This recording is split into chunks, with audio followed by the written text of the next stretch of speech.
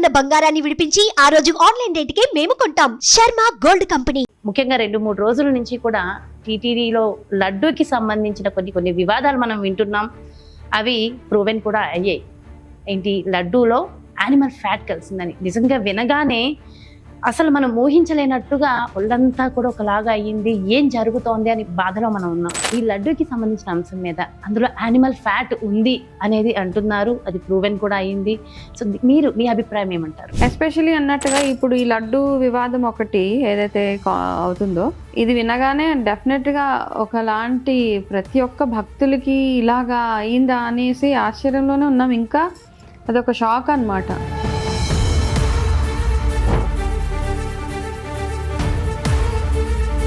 ఈ పర్టికులర్ స్టేట్కి కానీ ఆ గుడికి కానీ ఉన్న ఒక ఇమేజ్ ఏదైతే ఉందో, అంటే మనుషులు ఇలా కూడా చేయగలుగుతారా అని ప్రపంచం మొత్తం మననే చూస్తుంది ఇప్పుడు.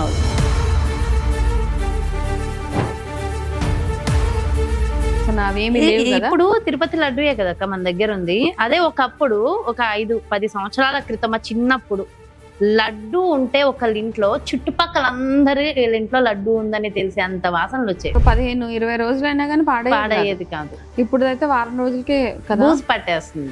అంటే దీన్ని కూడా పొలిటికల్ యాంగిల్లోకి తీసుకెళ్ళిపోయి దీన్ని కూడా స్కామ్ చేసేసి స్కాండిల్ చేసేయడం అన్నది, అంటే భగవంతుడు కూడా కలి నుంచి తప్పించుకోలేకపోయాడు అన్న ఒక ఫీలింగ్ తప్పిస్తుంది.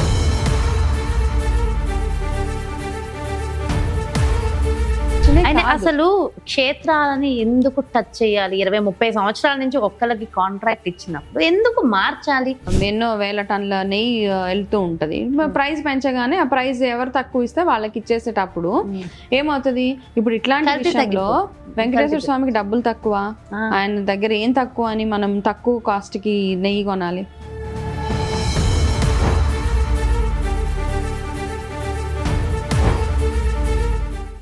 నమస్కారం, నేను మీ జాహ్నవి. తిరుపతి ప్రసాదం లడ్డు మహానైవేద్యం, మహాప్రసాదం. మనందరం కూడా నిజంగా ఒక్కసారి తిరుమల క్షేత్రాన్ని దర్శించి ఆ స్వామివారిని మనస్ఫూర్తిగా నమస్కారం చేసుకుని బయటకు వచ్చిన వెంటనే ప్రతి ఒక్క భక్తుడికి గుర్తొచ్చేది అమృత తుల్యమైనటువంటి, అమృతంలా స్వీకరించేటటువంటి ఈ లడ్డు ప్రసాదం. అనుకోకుండా నేను కూడా ఇవాళ దేవాలయానికి వెళ్ళడం, అది కూడా టీటీడీ దేవస్థానానికి వెళ్ళడం, చూడండి స్వామి మన కర్ణ ఎలా ఉందో. ఆ లడ్డు ఈ రోజు నాకు దొరకడం, ఎందుకంటే ఈరోజు శనివారము కావడం వల్ల అనుకుంటా, మరి నాకు తెలియదు, ఆ స్వామి వరప్రసాదం నాకు లడ్డు దొరికింది. సో అయితే కానీ గత కొన్ని రోజుల నుంచి, ముఖ్యంగా 2-3 రోజుల నుంచి కూడా టీటీడీలో లడ్డూకి సంబంధించిన కొన్ని వివాదాలు మనం వింటున్నాం. అవి ప్రూవెన్ కూడా అయ్యాయి. ఏంటి, లడ్డూలో యానిమల్ ఫ్యాట్ కలిసిందని నిజంగా వినగానే అసలు మనం ఊహించలేనట్టుగా ఒళ్ళంతా కూడా ఒకలాగా అయ్యింది. ఏం జరుగుతోంది అని బాధలో మనం ఉన్నాం. అయితే ఈ విషయానికి సంబంధించి పూర్తి వివరాలు మనతో మాట్లాడడం కోసం మనతో ఉన్నారు మన వనజ రామిశెట్టి అక్క. మాట్లాడదాం. నమస్కారం వనజక్క. నమస్తే. అయితే వనజక్క, నిజంగా చాలా చాలా బాధాకరం. అయితే ఈ అంశం మీద, ఈ లడ్డూకి సంబంధించిన అంశం మీద అందులో యానిమల్ ఫ్యాట్ ఉంది అనేది అంటున్నారు. అది ప్రూవెన్ కూడా అయ్యింది. సో మీ అభిప్రాయం ఏమంటారు? మీరేం చెప్తారు మీ మాటల్లో? అంటే అందులో ఏం కలిసింది అని మొన్న లాస్ట్ జనవరిలో డిసెంబర్లో తిరుపతి వెళ్ళా. అంతకుముందు వెళ్ళినప్పటికీ, తిరుపతి అంటే ఒక్కొక్కసారి మధ్యలో గ్యాప్ వస్తుంది. అంతకుముందు వెళ్ళినప్పటికీ, మొన్న లాస్ట్ టైం వెళ్ళినప్పటికీ చాలా, నేను నీతో కూడా అన్నా కదా, ఈసారి ఆ వైబ్ లేదు నాకు, అక్కడ ఆ వైబ్ లేదు, ఆ ఫీలింగ్ లేదు, ఏంటోలా ఉంది అసలు ఈసారి తిరుపతి వెళ్తే.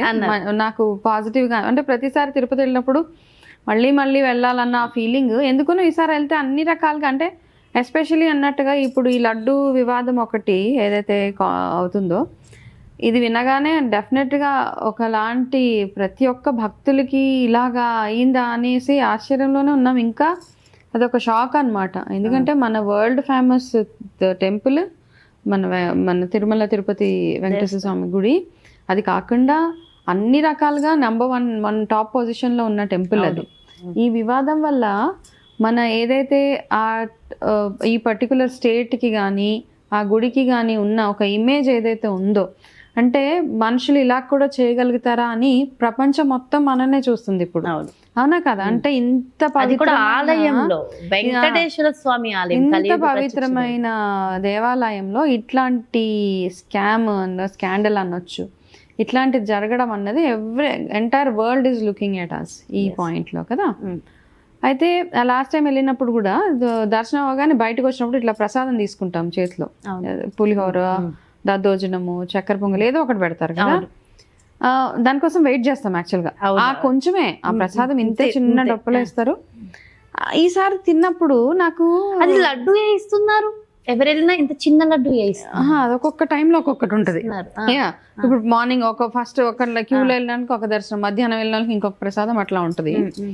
అయితే ఆ రోజు ఏదో పులిహోర లాంటిది ఏదో పెట్టారు, అన్నిట్లో నెయ్యి వేస్తారు వాళ్ళు, ప్రతిదీ నెయ్యితోటే చేస్తారు వెంకటేశ్వర స్వామికి చేసేది. ఆ రోజు తీసుకున్న ప్రసాదము తినగానే నేను మా పిల్లలు మా వారు అందరం ఉన్నప్పుడు కూడా అన్న ఏంటో ఈసారి అంటే మనం ఇంతకు ముందు వచ్చినప్పుడు టేస్ట్ను ఈ టేస్ట్ చాలా డిఫరెంట్గా ఉంది కదా, ఏంటో నార్మల్గానే ఉంది, పెద్ద అంత అద్భుతంగా ఏమి అనిపించలేదు అనిపించి అక్కడికి వదిలేసాం. ఏమోలే మనకు రుచి అలా అనిపించింది అంటే ఇంత ఇలా ఉంటది. తర్వాత లడ్డూలు కొన్నాం, లడ్డు కొన్నప్పుడు కూడా నాకు అనిపించింది ఆ లడ్డు గుమగుమ వాసన అవేమి లేవు కదా. ఇప్పుడు తిరుపతి లడ్డూయే కదా మన దగ్గర ఉంది. అదే ఒకప్పుడు ఒక 5-10 సంవత్సరాల క్రితం చిన్నప్పుడు లడ్డు ఉంటే ఒకళ్ళ ఇంట్లో చుట్టుపక్కల అందరి ఇంట్లో లడ్డు ఉందని తెలిసి అంత వాసనలు వచ్చేది. అవును వచ్చేది. అండ్ అది 15-20 రోజులైనా కానీ పాడయ్యేది కాదు. ఇప్పుడు అయితే వారం రోజులకే కదా పట్టేస్తుంది. అంటే మనకి తెలియదు కదా, మనం నార్మల్ కామన్ మ్యాన్, మనం అందరం ఎక్కడ ఎప్పుడో భగవంతుడు దయ ఉంటే ఎప్పుడో వెళ్ళి ఒకసారి, ఒక సంవత్సరానికి ఒకసారి 2 సంవత్సరాలకు ఒకసారి వెళ్ళి దర్శనం చేసుకొస్తాం. అక్కడి నుంచి వచ్చింది ఏదైనా కానీ చిన్న ప్రసాదం అయినా కానీ మనకు అది మహాప్రసాదం కదా, అదొక అదృష్టంలో భావిస్తూ ఉంటాం. అయితే ఇప్పుడు ఇంత అంటే దీన్ని కూడా పొలిటికల్ యాంగిల్లోకి తీసుకెళ్ళిపోయి దీన్ని కూడా స్కామ్ చేసేసి స్కాండిల్ చేసేయడం అన్నది అంటే భగవంతుడు కూడా కలి నుంచి తప్పించుకోలేకపోయాడు అన్న ఒక ఫీలింగ్ తప్పిస్తే, నేను బాధపడడం తప్పిస్తే అక్కడ ఏం చేయడం అంటే కలియుగంలో ప్రత్యక్ష దైవము మన కష్టాలకు కూడా తీర్చే దైవము ఆయననే ఇలాంటి స్థితిలోకి తెచ్చేసారంటే అసలు ఏం మాట్లాడాలి ఏమనాలి. అంతే అంటే మనం అంటాం కదా దేవుడు అంటే భక్తి భయము అవన్నీ మనకి పాపభీతి పోయినప్పుడే ఇలాంటివి జరుగుతూ ఉంటాయి అన్నమాట. ఇప్పుడు బ్రహ్మం గారు ఏమేమి చెప్పారు ఏంటో మనకి కాలజ్ఞానంలో ఏం చెప్పారు అవన్నీ మెల్లిమెల్లిగా జరుగుతూ ఉన్నాయి కదా. కానీ ఇట్లాంటి ఇది కూడా జరుగుతుంది, ఇట్లాంటివి కూడా అవుతాయా అని అంటే భగవంతుడి విషయంలో సరే వేరే స్కామ్లు చేశారు వేరే చేశారు అంటే అనుకోవచ్చు. ఈ స్కామ్ చేయడం ఒకటి, స్కాండిల్ చేయడం, దాని మీద నుంచి దాన్ని కప్పిపుచ్చుకోవడానికి ఇంకా రకరకాల డైవర్షన్స్ అని అవని ఇవని ఎందుకు ఇవన్నీ మాట్లాడుతున్నారు. ఫస్ట్ థింగ్ ఇప్పుడు ఏంటో ఏదో టాపిక్ డైవర్షన్ కోసం తిరుపతి లడ్డు ఇష్యూ, అది టాపిక్ డైవర్షన్. అసలు క్షేత్రాలని ఎందుకు టచ్ చేయాలి? 20-30 సంవత్సరాల నుంచి ఒక్కరికి కాంట్రాక్ట్ ఇచ్చినప్పుడు ఎందుకు మార్చాలి? ప్రభుత్వాలు వచ్చినప్పుడల్లా కాంట్రాక్ట్స్ మార్చాలని అంతే కదా. మరి ఇప్పుడు first of all I think Tirumala తిరుపతికి ఇచ్చేది నందిని ఘీ సంథింగ్ కర్ణాటక నుంచి. ఈసారి వాళ్ళు ప్రైజింగ్ పెంచారు అనేసి వాళ్ళది టెండర్స్ వేస్తూ ఉంటారు, కొన్ని ఎన్నో వేల టన్నుల నెయ్యి వెళ్తూ ఉంటది. ప్రైస్ పెంచగానే ఆ ప్రైస్ ఎవరు తక్కువ ఇస్తే వాళ్ళకి ఇచ్చేసేటప్పుడు ఏమవుతుంది, ఇప్పుడు ఇట్లాంటి విషయంలో వెంకటేశ్వర స్వామికి డబ్బులు తక్కువ, ఆయన దగ్గర ఏం తక్కువ అని మనం తక్కువ కాస్ట్ కి నెయ్యి కొనాలి అది కదా. ఎందుకంటే అక్కడ మెయిన్ గా ఉపయోగించేది వేరేవన్నీ ఎట్లా ఉన్నా అక్కడ ఫస్ట్ నంబర్ 1 గా యూటిలైజ్ అయ్యేది నెయ్యి ఒక్కటే.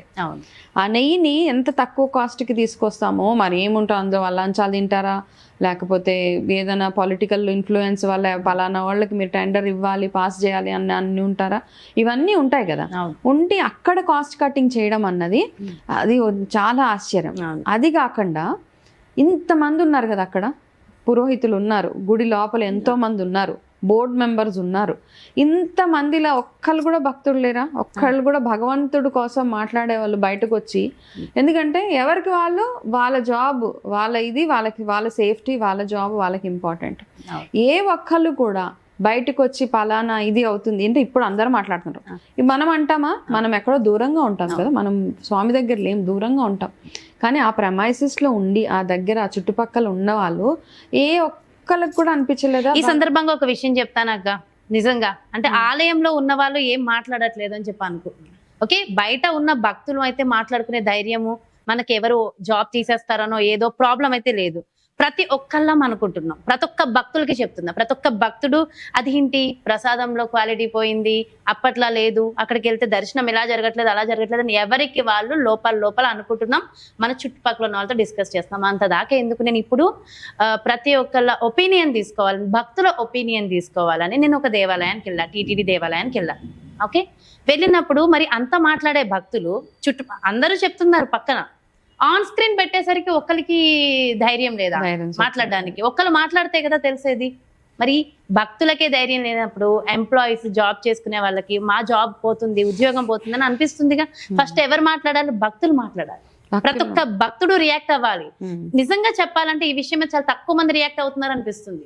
ఇది చాలా ఎక్కువ రియాక్ట్ అవ్వాల్సిన అంశం అనిపిస్తుంది. కరెక్టే, నిజంగానే. అంటే ఇప్పుడు మనకి ఎంత ఎమోషన్ కదా, ఎందుకంటే ఇది ఎమోషన్. అండ్ ఒక మనము శనివారం చేస్తాం, సోమవారం చేస్తాం, వారాలు చేసినప్పుడు కొన్ని నియమ నిష్టలు మనం పెట్టుకున్నాం. ఏంటి, ఆ రోజు ఉపవాసం ఉండాలని, నాన్ వెజ్ ముట్టకూడదని, ఓకే, ఇలాంటివి పెట్టుకున్నాం. అలాంటి అంత పవిత్రంగా మనల్ని మనం పెట్టుకుంటాం. ఎంత మాంసాహారులైనా అలాంటిది వెజిటేరియన్స్ ఉండొచ్చు, నాన్ వెజిటేరియన్స్ ఉండొచ్చు. మరి ఇప్పుడు వెళ్ళి అక్కడ దేవాలయంలో ఈ లడ్డు తిన్న వాళ్ళందరూ నాన్ వెజిటేరియన్ అయిపోయినట్టేగా, ఆ భగవంతుడికే నాన్ వెజ్ ని నైవేద్యంగా పెడుతున్నట్టుగా. కరెక్ట్. అసలు ఈ పాపానికి ప్రక్షాళన అంటూ ఉంటుందంటారా? చేసుకోవాలి మరి. అంటే ఇప్పుడు అందరు మీటింగ్ పెడతాను అంటున్నారు. అంటే ఇప్పుడు బోర్డు మెంబర్స్ కూడా ఉన్నారు కదా, ఏ ఒక్కరు కూడా ఇంతమంది బోర్డు మెంబర్స్ అంటే ఎంతసేపు నాకేమనిపిస్తుంది అంటే, ఇది ఎవరైనా ఏమన్నా అనుకోండి, ఎవరైతే ఆ బోర్డులో ఉంటారో వాళ్ళు ఎంతసేపు ఎవరికి దర్శనాలు ఇప్పించాలి, ఎవరికి ఏం చేయాలి, ఇట్లాంటి దాంట్లోనే వాళ్ళ టైం అంతా నడిచిపోతుంది. ఓకే, వాళ్ళ పరపతి చూపించుకోవడం. కానీ నిజంగా బోర్డు మెంబర్స్ అంటే ఏంటి, కొంచెం నాలెడ్జ్ ఉన్న వాళ్ళు ఉండాలి అక్కడ. బోర్డు మెంబర్స్ ఏదో పవర్ యూటిలైజ్ చేసో లేకపోతే ఏదో రికమెండేషన్ తోటో ఎవరినో తీసుకొని వచ్చి బోర్డు మెంబర్స్ లాగా పెట్టేసి ఎవరు ఏం మాట్లాడుతున్నారు? ఏ ఒక్కళ్ళు నోరిప్పలేదు కదా, అందరు సైలెంట్ గా ఉన్నారు. ఎందుకు మనకెందుకు వచ్చింది, టచ్ మీ నాట్ లాగా ఎవరికి వాళ్ళు మనకెందుకు వచ్చిందిలే అంటే ఇక్కడ నాశనం అయిపోయేది ఎవరు? మనమే. అంతే. సో కాబట్టి ఎవరైనా కానీ ఇప్పుడు ఎవరో ఒక ధర్మాన్ని నాశనం చేసేది. అంతే, రెస్పాన్సిబుల్ గా ఉన్న వాళ్ళు ఎవరినైనా బోర్డు లో పెట్టాలి అని ఒక నంబర్ 1 అది. ఎందుకంటే ఈ స్కామ్ అందరికీ తెలిసే ఉంటది కదా. ఒక అంటే నాచు రకం నెయ్యి తీసుకొచ్చి మనము అందులో కల్తీ నెయ్యి తీసుకొచ్చి మనం భగవంతుడికి నైవేద్యంగా పెడుతున్నాము అని అందరికీ ఫర్ ష్యూర్ 100% తెలియకుండా ఏది జరగదు అక్కడ. అక్కడ లోపల ఉన్న వాళ్ళకి ఖచ్చితంగా తెలుస్తుంది. ఓకే, ఎవరినైనా ఫస్ట్ ఆఫ్ ఆల్ ఎవరినైనా రెస్పాన్సిబుల్ గా చూపించాలి అంటే ఫస్ట్ ఆఫ్ ఆల్ వీళ్ళందరూ ఏం చేస్తారు, ఎందుకు సైలెంట్ గా ఉన్నారని వాళ్ళని కూడా క్వశ్చన్ చేయాల్సిందే. ఇప్పుడు మనం అందరం నార్మల్ భక్తులం ఒకసారి వెళ్తాం వచ్చేస్తాం, బాగలేదని మనం డిస్కస్ చేసుకుంటాం. అంటే మనకేమనిపిస్తుంది అంటే మేబీ ఆ రోజు బాగాలేదేమో క్వాలిటీ అని అనిపిస్తుంది. రెగ్యులర్ గా ఎవరు కాదు, నేను పలానా రోజు వెళ్ళాను, ఒకటే రోజు ఉంటాము, ఆ ఒక రోజులో నాకు వచ్చిన ప్రసాదం క్వాలిటీ బాగాలేదని మూసుకొని కూర్చుంటాం అంతే తప్పిస్తే, ఇప్పుడు ఆ రెగ్యులర్ గా అక్కడ ఉండి రెగ్యులర్ గా అక్కడ చూస్తున్న వాళ్ళకి మాత్రం తెలిసే ఉంటుంది కదా ఇట్లా అయింది. అప్పుడు డెఫినెట్ గా ఇప్పుడు ఎంతమంది పౌరోహిత్యం చేసే వాళ్ళు ఉన్నారు, పురోహితులు ఉన్నారు, వేదాలు చదివే వాళ్ళు ఉన్నారు, వాళ్ళందరికీ తీసుకెళ్ళి ఇది తగిలిచ్చారు. ఓకే, ఈ యానిమల్ ఫ్యాట్ కలిపిన లడ్డూని అందరు తినేసాం. ఇప్పుడు మనం అయిపోయిన దాని గురించి ఆలోచించి ఏం చేయలేం కదా. కానీ ఇప్పుడు ఏమంటున్నారంటే అందరితో మీటింగ్ పెట్టి ఏదో చేస్తారు government. I'm for sure I think మన చీఫ్ మినిస్టర్ గారు ఎవరైతే ఉన్నారో చంద్రబాబు నాయుడు గారు, ఆయన డెఫినెట్ గా ఏదో ఒక సొల్యూషన్ అయితే తీసుకొని వస్తారు.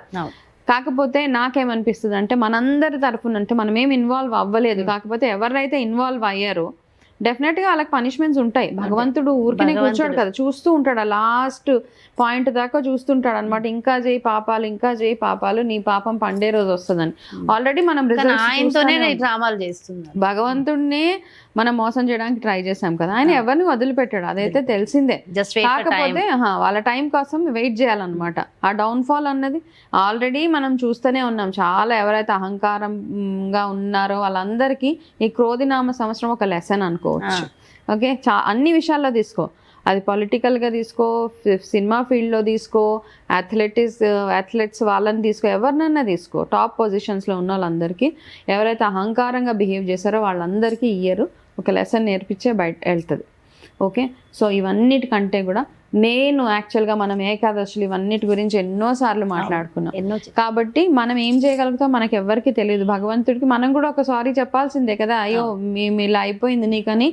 లడ్డు ఇప్పుడు ప్రతి ఒక్కరు తినేసామని బాధపడుతున్నా, భగవంతుడి విషయంలోనే ఇలా జరిగింది అంటే గనక నేను ఒక చిన్న సొల్యూషన్ నాకేమనిపిస్తుంది అంటే, మరి ఇప్పుడు ఒక మీటింగ్ అయిన తర్వాత గవర్నమెంట్ ఒక మీటింగ్ కాల్ ఫర్ చేసింది కదా, దాని తర్వాత మేబీ వాళ్ళు ఏం చేస్తారో అక్కడ తిరుపతిలో ఆ క్లెన్జింగ్ ప్రాసెస్ ఏదైతే ఉంటుందో అవన్నీ ఎలా చేసినా ఈ ఏకాదశి రోజు మనం అందరం ఆ గోవింద నామాల్ని 108 సార్లు రాసి చక్కగా మన ఇంట్లో ఎక్కడున్నా వాళ్ళు అక్కడే గట్టిగా గోవిందా గోవిందా అని ఒక 11 సార్లు మనం అందరం భగవంతుడికి వినపడేలాగా గట్టిగాని ఒక ముద్ద కర్పూరం ఏదైతే ఉంటుందో అది వెంకటేశ్వర స్వామికి వెలిగించి, మన ఇంట్లో తులసి ఉంటుంది కదా, ఆ తులసి దగ్గర ముద్ద కర్పూరం వెలిగించి అక్కడే నించొని గోవిందా గోవిందా అని ఆయనకు వినబడేలాగా మనం అందరం అంటే అట్లీస్ట్ కొంచెంలో కొంచెం గట్టిగా గోవిందనామాలు వినబడితే కొంచెం మనకు మనశ్శాంతిగా మనస్తృప్తిగా ఉంటుంది. అంటే ఈ ఏకాదశ ఈ వీడియో విన్న తర్వాత ఏ ఏకాదశి అయినా ఏదైనా ఒక ఏకాదశి, ఇప్పుడు శనివారం వచ్చే శనివారం వస్తుంది, శుక్రవారం నుంచి సాయంత్రం నుంచి ఉంది ఏకాదశి.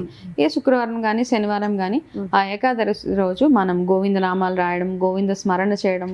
ఎవరికి వాళ్ళు అట్లీస్ట్ మనం తెలుసు తెలియకో డైరెక్ట్ ఆర్ ఇండైరెక్ట్ మనది కూడా ఒక చిన్న పాట ఉండొచ్చేమో, తెలియదు కదా. అంటే ఇప్పుడు తినడమో డబ్బులు ఇచ్చి కొంటున్నాం, ఆ డబ్బులు పాపమేగా. అంతే, మనం ఇచ్చిన డబ్బులతోనేగా మళ్ళీ కొనేది, అది కూడా పాపమేగా. అంతే. సో కాబట్టి ఖచ్చితంగా ప్రతి ఒక్క మనిషి ప్రక్షాళన చేసుకుని తీరాల్సి. మనం అందరం చేసుకుందాం. అంటే ఏముంది, గోవిందనామాలు అనుకోవడం, అంతే. అనుకోవడం, రాయడం, ఇవి చేయండి. చేస్తే ఏకాదశి ఈసారి ఖచ్చితంగా ఏకాదశి రోజు వీలున్న వాళ్ళందరూ గోవిందనామ స్మరణ చేసుకొని వీలైతే భగవంతుడి ఆశీర్వాదం కోసం టెంపుల్ కూడా వెళ్ళిరండి. ఓకే, నిజంగా అంటే చాలా చాలా ముఖ్యమైన విషయం చెప్పారు. ఈ ప్రక్షాళన చాలా ముఖ్యము అని చాలా మాట్లాడారు. వెయిట్ చేస్తున్నాం, అంటే ప్రక్షాళన ఎట్లా చేస్తుందని నేను కూడా ఐఎమ్ వెయిటింగ్ అనమాట. ఏం చెప్తారు గవర్నమెంట్ అంటే కూడా ఆ స్వామి లీలనే, అక్కడ నుంచి టిటిడి నుంచి ఎటువంటి డైరెక్షన్స్ వస్తాయి మనందరికి ఏం చేయొచ్చు అనేసి. సో వాళ్ళు చేస్తున్నా అంటే ఒక ట్రాన్స్పరెన్సీ ఉండాలి టెంపుల్స్ లో. ఇది ఒక్కటే కాదు, ప్రతి చాలా. అయితే నాకు ఇంకా నేను ఇప్పుడు అదే మాట్లాడాలనుకుంటున్నా. ఇంకా ఆలయాలకు సంబంధించి అన్ని దేవాలయాలకు సంబంధించి కూడా నాకు ఒక్క టాపిక్ మాట్లాడాలని ఉంది. కాకపోతే వీడియో చాలా లెంతీ అయిపోయింది, మన వ్యూవర్స్ కూడా ఎక్కువసేపు చూడలేరు కాబట్టి ఇంకొక వీడియోలో కంప్లీట్ నాకు ఒక ఆలయాలకు సంబంధించి మన భక్తులకున్నవి నాకున్నవి కూడా కొన్ని ఉన్నాయి, అది కూడా మాట్లాడదాం అక్క. డెఫినెట్ గా మాట్లాడదాం, ఓకేనా? అండ్ చాలా మంచి ఇన్ఫర్మేషన్ ఇచ్చారు, ప్రక్షాళన కోసం మంచి పరిహారం కూడా చెప్పారు. థ్యాంక్ యూ సో మచ్ వనజక్క. నమస్కారం. ఎస్, ఇదండి నిజంగా చాలా చాలా చాలా ప్రతి ఒక్క హిందువు బాధించదగ్గ రోజు. నిజంగా ఇంతకన్నా బాధ ఇంకొకటి ఉండదేమో.